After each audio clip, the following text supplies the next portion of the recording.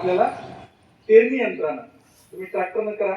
आता कमी कालावधी राहिला, त्याला जर तुम्ही रेषा मारून हाताने जरी बी फेकून द्यायचं म्हटलं तर कांद्याचं रोग कुठं दाट पडेल, कुठं विरळ पडेल. आणि जिथं दाट पडेल तिथं कांद्याचं जे खालची जी गुंडी आहे ती चांगली डेव्हलपच होणार नाही, ती चांगली विकसितच होणार नाही, हे आपल्याला माहिती आहे. आमचं म्हणणं असं आहे की त्या प्रत्येक झाडाला जर टोकन यंत्रानं जर आपण पेरणी केली तर बरोबर त्या 2 ओळीतलं अंतर आणि 2 रोपांमधलं अंतर बरोबर काय होईल, मेंटेन होईल, बरोबर राहील. आणि प्रत्येकाला स्वातंत्र्य मिळाल्यामुळं प्रत्येक गुंडी चांगल्या पद्धतीने जोपासली. आणि एकदा का ती जोपासली, शुद्ध बीजापोटी फळे रसाळ गोमटी, एकदा ते चांगलं जर रोप तयार झालं का ते रोप जेव्हा तुम्ही शेतात नेऊन लावणार त्यावेळी 100% चांगले. तुम्हाला बघा कांद्यामध्ये ढेगळा कांद्याला रेट कमी, बरोबर आहे. दुसरं एकच सेंटर आहे आणि त्याच्या भोवती बरोबर अशा रिंग आलेल्या आहेत, त्या कांद्याला सगळ्यात जास्त भाव, बरोबर की नाही. आपल्याला जेव्हा घरी सुद्धा कांद्याचं बी तयार करायचंय तर ते बरोबर बघितलं जातं शेतकऱ्याकडून, सिंगल रिंगचा कांदा आहे का, ढेगळा नाही ना, आणि मग त्याला बरोबर काप लावून त्या पद्धतीने ती धरलं जातं.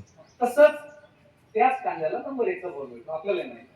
मग हे जर व्हायचं असेल तर त्याला चांगली हवा, चांगलं पाणी, वापसा कंडिशन मिळाली आणि गादी वाफ्यावर जर केला 100% तुमचं उत्पादनात वाढही होईल आणि क्वालिटी मालाची नंबर 1 आहे. मग हे जर करायचं असेल तर माझी तुम्हाला विनंती आहे की तुम्ही थोडं काहीतरी क्षेत्र 10-20 गुंठे तुम्हाला करायचं असेल, ते 20 गुंठ्याचं क्षेत्र आपण म्हणतोय त्या पद्धतीने लावा, शास्त्र म्हणतोय त्या पद्धतीनं, बाकी तुमच्या पद्धतीने. आम्हाला पुढचं वर्ष सांगायची गरज नाही तुम्हाला की आता कांदा तुम्ही बेडवर का, सगळं गाव गादी वापरत येईल, 100% तुम्हाला खात्रीनं सांगतो. म्हणजे पहिलं तंत्रज्ञान, ज्या तंत्रज्ञानासाठी आम्ही तुम्हाला सांगायला आलो. दुसरं तंत्रज्ञान, या वर्षीचा पाऊस प्रचंड आहे. या मोठ्या पावसामध्ये जमिनीमध्ये शत्रू बुरशीचं प्रमाण प्रचंड वाढलेलं आहे. तुम्ही बघा, दृष्टी आड सृष्टी म्हणतो आपण. तुम्ही आणि काही सूक्ष्म जीवासारखे मध्ये जाऊन जमिनीत बघू शकत नाही की याच्यात शत्रू बुरशी जास्त आहे का मित्र बुरशी जास्त आहे. आपल्या हातात काय, शत्रूचा बंदोबस्त करायला मित्र सोडायचे एवढंच आपल्या हातात आहे. मी जे हातात आहे तेच बोलणार. हवामानानुकूल तंत्रज्ञान जे हातात आहे ते करायचं. पाऊस रोखणं तुमच्या हातात नाही, पावसाला बदलणं तुमच्या हातात नाही. तसं जमिनीत शत्रू बुरशी वाढण्याचा तुम्हाला रोखायचं असेल तर मित्र बुरशी वाढवा. कोणती मित्र बुरशी? शेतकऱ्याची मित्र बुरशी म्हणजे ट्रायकोडर्मा. ट्रायकोडर्मा ही बुरशी अशी बुरशी आहे जगामध्ये की ही बुरशी जेव्हा तुम्ही जमिनीमध्ये पसरवता, तिचं विरजण टाकता आणि ती वाढते तर ती शत्रू बुरशीचा ऑटोमॅटिकली बंदोबस्त करते, तिला वाढूच देत नाही. ट्रायकोडर्मा शत्रू बुरशीला वाढूच देत नाही, हे तिचं काम. आता किती रुपये भाव आहे? 120 रुपयापासून 180 रुपये किलो, इतके एकदम म्हणजे तुम्ही विचारही करणार नाही शेतीमध्ये, एवढे स्वस्त भाव आहे त्याचे. हे ट्रायकोडर्मा. आता हे महाबीजचं आहे, आपल्याला अजूनही अनेक उत्पादकांचं मिळेल, परंतु जे क्वालिटीचं आहे त्या अनुषंगाने तुम्ही निर्णय घ्या. याची क्वालिटी टेस्ट करायची तर दोघा तिघांचे तुम्हाला जे आवडतं ते 2-3 वाफे वेगळे टाकून बघा, तुमचं तुम्हाला कळेल ह्याचं क्वालिटी काय चांगली, कोणती नाही, कोणती चांगली. ठीक आहे. पण हे ट्रायकोडर्मा आपल्याला वापरायचं. काय करायचं याचं, तर कांद्याच्या बियाण्याला किंवा हरभऱ्याला या दोन्हीला सुद्धा या हंगामामध्ये याची बीज प्रक्रिया केल्याशिवाय लावायचंच नाही. ठरवायचं बघितलं आणि कुठेही मिळतं दुकानामध्ये. ठीक आहे. एक दुसरं अजून काय करायचं आपल्याला, तर हे महाजैविक. महाजैविक म्हणजे काय, याच्यामध्ये नत्र, स्फुरद आणि पालाश, नायट्रोजन, फॉस्फरस आणि पोटॅशियम तिन्ही अन्नद्रव्य आलं का लक्षात, फिक्स करणारे जीवाणू याच्यामध्ये आहे. आलं लक्षात. हे दुसरं तंत्र, या दोन्हीचा वापर करायचा आपल्याला. ते आणि हे दोन्ही त्या बियाण्याला आपल्याला चोळून दाखवायचं. आपल्याला इथं प्रात्यक्षिक आपण बघणारच आहोत. ठीक आहे, घोडके साहेब दाखवतील आपल्याला. तर ते प्रात्यक्षिक बघणं आणि त्याचा वापर करणं छोटी गोष्ट आहे. म्हणजे आमचा विभाग 50 वर्षापासून सांगत यायला लागला, परंतु योगायोगानं आता ह्या निविष्ठा चांगल्या यायला लागल्या. जेव्हा पावडर फॉर्म मधली ट्रायकोडर्मा ही बेस्ट बुरशी तुम्हाला पावडर फॉर्म मध्ये मिळते आणि लिक्विड कन्सोर्शियम मध्ये सगळ्यात चांगलं हे जे आहे ते बॅक्टेरिया मिळतं. या दोन्ही बॅक्टेरिया त्याचं जर आपण बियाण्याला कव्हर केलं आवरण आणि ते बियाणं रोपवाटिकेत टाकलं, ऑटोमॅटिकली हे विरजन आहे दोन्ही, हे विरजन तुमच्या जमिनीत पडेल. आणि जसं आपण विरजन मोजून टाकतो का कोणी दुधामध्ये की बाबा इतकं विरजन लागेल, नाही 10 मिली लागेल 25 मिली लागेल तर हे सगळं दही बनेल असं असतं का? अंदाजे आपण टाकतो. तुम्ही जेवढं टाकलं ते अपायकारक नाहीये, चांगलंच आहे. त्याच्यामुळे हे काही अपायकारक काहीच नाही. तुमच्या जमिनीत जे बॅक्टेरिया कमी झाले, जे बुरशी आपली मित्र बुरशी नाहीये का जमिनीत होती, तीच शास्त्रानं आयसोलेट केली, काढली आणि तुम्हाला ह्या पॅकिंग मध्ये तुम्हाला उपलब्ध करून दिली. कशाला? वाढवायला. जे चांगलं आहे ते वाढवलं. या दोन्हीची झाली बीज प्रक्रिया. आता तिसरं, आता हे जे आहे त्याचे जनक आमचे पवार म्हणजे वसंतराव नाईक कृषी विद्यापीठ परभणी. त्यांनी हे बायोमिक्स जे आहे ते बायोमिक्स तिथे जे आहे ते तयार केलं जातं. आणि ही जी बायोमिक्स आहे, या बायोमिक्स मध्ये काय आहे तर याच्यामध्ये 7 प्रकारच्या बुरश्या, 8 प्रकारचे जीवाणू वेगवेगळे आहेत. सुडोमोनास आहे. आता ते काय काय आहेत सर माझे पेक्षा चांगलं सांगतो तुम्हाला. पण या बायोमिक्सचा परिणाम असा आहे की या बायोमिक्सचा वापर तुम्ही कसाही करा, तिन्ही पद्धतीने. मी काय म्हटलं की नंबर 1, रोप वाटिकेमध्ये समोरचा नोझल काढून तुम्हाला हे काय म्हणतात त्याला, गादी वाफ्यावर तुम्हाला त्याची फवारणी करता येईल. फक्त पंप वेगळा ठेवायचा नेहमी, याचा पंप वेगळा. पंपाची किंमत आता जास्त नाही पण याचा पंप वेगळा. आणि दुसरं, हे जे तुम्ही टाकाल तर त्या ठिकाणी हे 14 प्रकारचं विरजन तिथं जमिनीमध्ये चांगल्या बेनिफिशियल आपले जे काही मित्र बुरशी, मित्र बॅक्टेरिया, मित्र जे काय असतील आपले ते सगळे वाढायला हे मदत करतं. अशा तिन्हीच जर आपण प्रक्रिया जर केली तर कांद्यामध्ये तुम्हाला वेगळ्या पद्धतीनं बिया, त्याचं जे गुंडी आहे ती तयार व्हायला झालेली दिसेल, त्याचं रोप जोमदार दिसेल.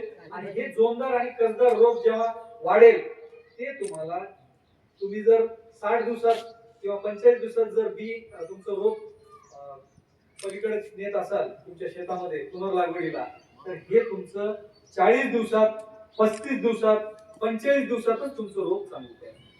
इतकं चांगल्या पद्धतीचं हे काम करतं. दुसरी गोष्ट क्वालिटी राहील.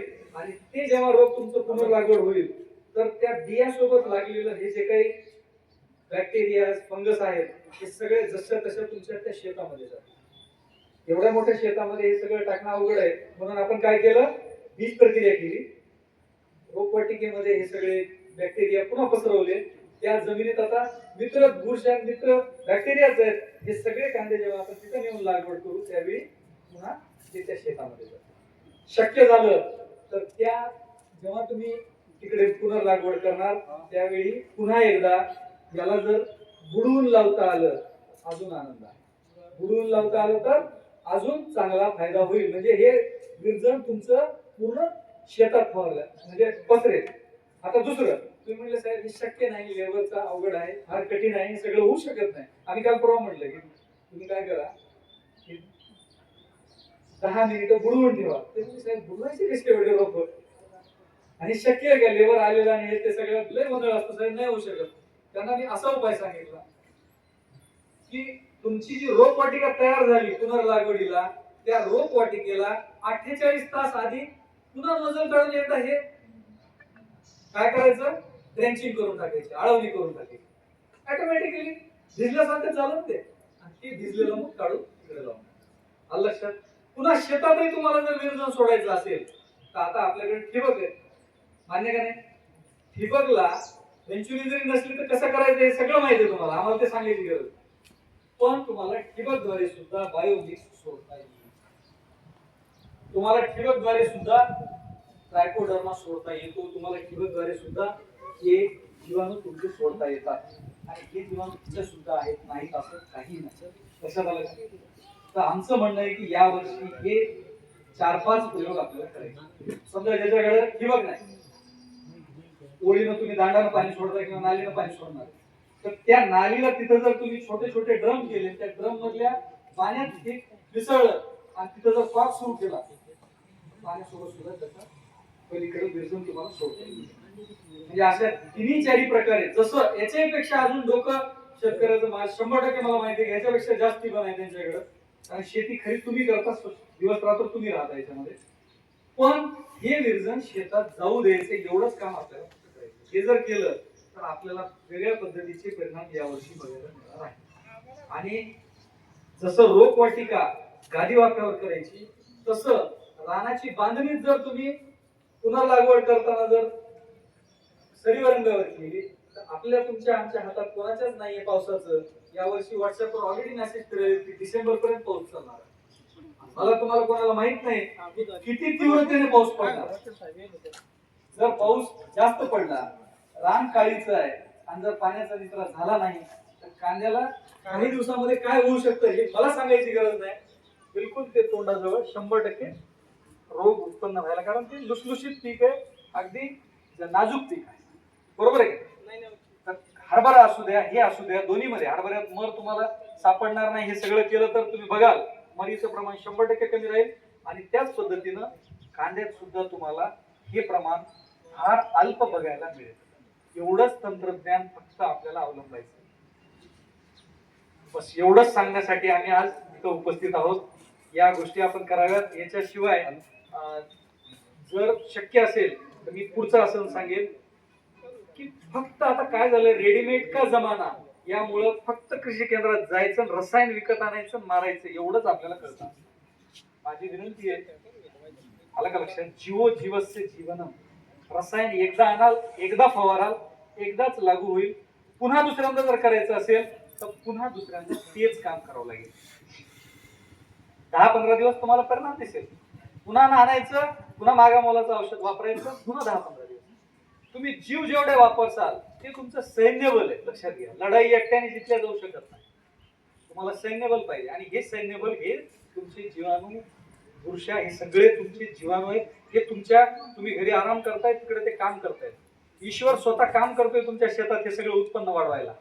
काय हे सगळे सृष्टीमधले हे ईश्वरच आहेत. सगळे एकमेकाला मदतच करतायत. एकमेकाचं उत्पन्न, एकमेकाचं अन्न स्वतः तयार करतायत. तसाच प्रकार येत आहे. आमचं म्हणणं आहे की यांना कामाला लावा. आणि ते करायचं असेल तर रसायनांच्या फवारण्यासोबतच जैविक पद्धतीचे काही औषधं, जसं मेटारायझियम आहे, लिव्हेरिया आहे, व्हर्टिसिलियम आहे, यांचे सुद्धा आता प्रिपरेशन फार चांगले आणि दर्जेदार यायला लागले आजकाल. कारण तंत्रज्ञान भरपूर पुढे गेलेलं आहे. तर फवारणी करताना पहिल्या 2-3-4 फवारण्या ह्या कुठल्याही पद्धतीच्या प्लांट ओरिजिनेटेड म्हणजे वनस्पतीपासून तयार झालेल्या कीटकनाशक, बुरशीनाशक यांच्या झाल्या पाहिजे. जसं निंबोळी अर्क आहे, सगळ्यात 100% चांगले उपाय आहे. आणि जर पटत नसेल तर निंबोळ्या ज्या गोळा होतात त्या गोळा करून ठेवायच्या. 5 किलो निंबोळी दळून काढायची, आदल्या दिवशी जेव्हा लावायचं त्यावेळी भिजून काढायची 24 तास पाण्यामध्ये 10 लिटर. आणि त्याचा अर्क जो आहे तो नुसता जर फवारला तरी तुम्हाला चांगले परिणाम बघायला. नीम तेल वापरलं, नीम तेल जिथं वापरलं इतका उग्र वास असतो, कोणतीच कीड तिथं अंडे घालणार नाही. त्याला माहित आहे आपल्या पुढच्या पिढीचं वाटोळ आहे, घालणार नाही. तिसरी गोष्ट, तुमचं दशपर्णी अर्क आहे, तुमचा लसूण मिरची तंबाखू अर्क आहे. हे उपाय तुम्ही तुमच्या याच्यामधले उपाय ठेवले पाहिजे. याच्यावरचा आपला विश्वासच निघून गेलाय. औषध असं पाहिजे इकडून फवारत गेलं तर तिकडून आळ्या मरत आल्या पाहिजे. याच्यानं काय होत नाही का? होतं. आळी पहिला आजारी पडते, श्वास घ्यायला त्रास होतो, ताप येते, सर्दी होते, आयसीयूत जाते, तिला ऍडमिट करावं लागतं दवाखान्यात आणि हळूच मरते. पण लक्षात घ्या, पण ते विश्वासच नाही ना आमचा. आलं लक्षात. आणि जेव्हा आपण नुसतं रसायन वापरू तर लक्षात घ्या, शत्रू सोबत मित्रही मरतो. कोण मित्र आहे? कांद्यात जर मधमाशी नसेल होईल का? काही होईल का? पोचलं जाईल का? बीजोत्पादन तरी होईल का? मग जर होणार नाही आपल्याला माहित आहे तर किमान पहिल्या 2-3 फवारण्या अशा करा की ज्या फवारण्यांनी तुमचे मित्रकीड मरणार नाहीत. म्हणजे मित्रकीड म्हणजे कोणते? मांसाहारी किडे. मांसाहारी किडा जो आहे तो मेला नाही पाहिजे. तो शाकाहारी किड्यांना खातो आणि शाकाहारी किडे हे आपल्यासाठी दुश्मन आहेत. मान्य का पिकामध्ये? तर तुम्हाला मित्रकीड सोबत घेऊन चालायचे असेल तर पहिल्या 2-4 फवारण्या तुम्ही ह्याच्याने करा आणि बंदोबस्त होत नाही असं लक्षात आली तर एखादी रासायनिक करायला काही हरकत नाही. लक्षात घ्या. मी असं म्हणणार नाही की रसायनांचा बिलकुलच त्याग करा, पण जेव्हा तुम्हाला वाटते की आता ही तुमच्या नुकसानीच्या पातळीच्या वर चालली आहे त्याच वेळी रसायनांचा आपण वापर केला. माझं मत आहे ही जर खूनगाठ आपण आपल्या पूर्ण पक्की अगदी जर बांधली तर मला वाटत नाही की आपली उत्पादकता कमी होईल. आणि उत्पादकता कशी शाश्वत स्वरूपात आपलं हे उत्पादन आपण पुढच्या पिढीला सुद्धा देऊन गेलो पाहिजे, नाहीतर पुढच्या पिढींची काय परिस्थिती राहील अवघड आहे.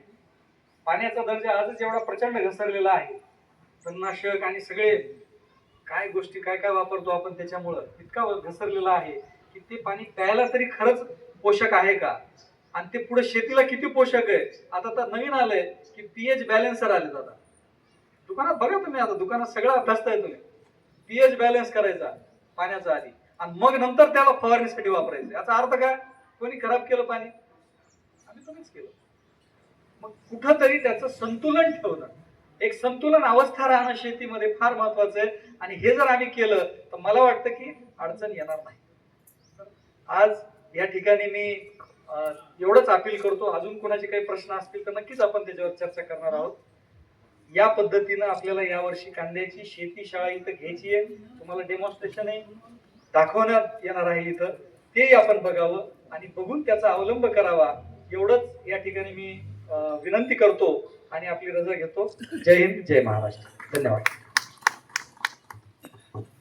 धन्यवाद सर.